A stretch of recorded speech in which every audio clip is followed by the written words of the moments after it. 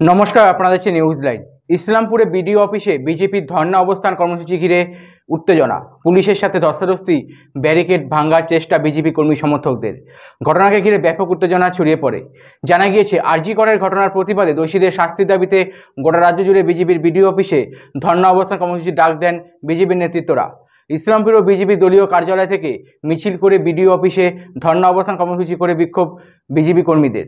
BJP কর্মসূচি ঘিরে BDO office চত্বরে কড়া নিরাপত্তা ব্যবস্থা করা হয় ইসলামপুর জেলা পুলিশের পক্ষ থেকে। পুলিশ বিজেপি কর্মী সমর্থকদের আটকাতে গেলে ধস্তাধস্তিতে জড়িয়ে পড়ে।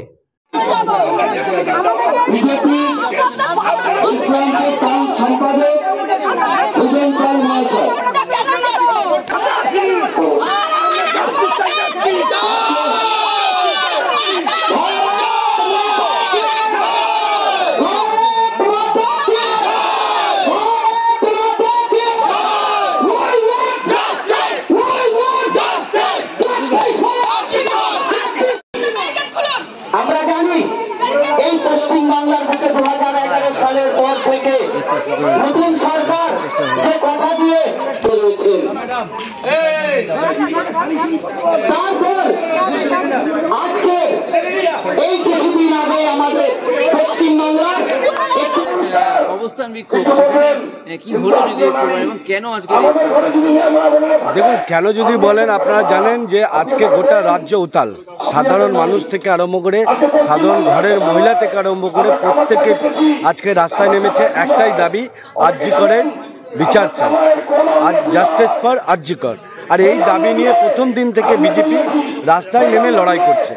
এবং আমাদের সেই ঘোষিত কর্মসূচি অনুযায়ী আমাদের প্রথমে জেলা শাসকের দপ্তর ঘেরাও কর্মসূচি ছিল। আজকে আমাদের গোটা রাজ্যে একসাথে প্রত্যেকটা ব্লক অফিসে আমাদের ঘেরাও কর্মসূচি চলছে। এবং আমরা এসে অবাক হয়ে গেলাম যে পুলিশ প্রশাসন সাধারণ নারীদেরকে সুরক্ষা দিতে পারে না, বাংলার সাধারণ মানুষকে নিরাপত্তা দিতে পারে না।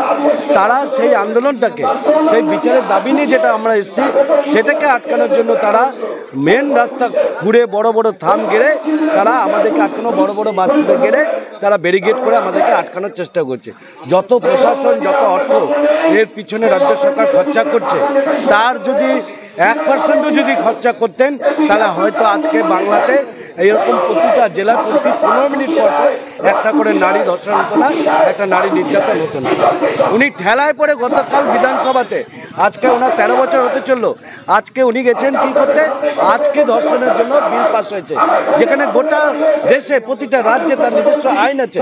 আজকে বাংলাতে 13 বছর পরে উনার মনে হয়েছে, কারণ উনি তো এর আগে ধর্ষকদের রেট ঠিক করে দিয়েছিলেন যে হাফ ধর্ষণ হলে কত টাকা দিতে হবে, ফুল ধর্ষণ হলে কত টাকা।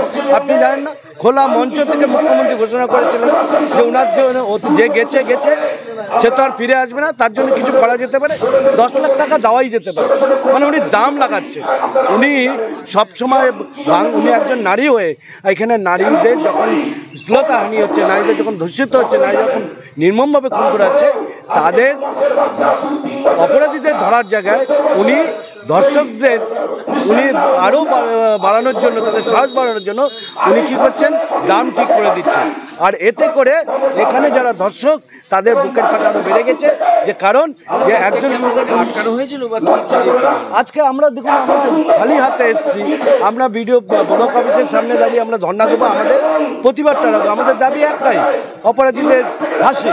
আর এই দাবি আমাদের শুধু না, বাংলার সাধারণ মানুষের দাবি। সেই দাবি নিয়ে বিজেপি লড়াই করছে। আমরা যখন সেই দাবি নিয়ে ধর্ণা দিতে এসেছি, এখন আমরা পুলিশ আমাদেরকে বিডিও অফিস পর্যন্ত যেতে দিল না, আমাদেরকে এখানে ব্যারিকেড করে আটকে দিল।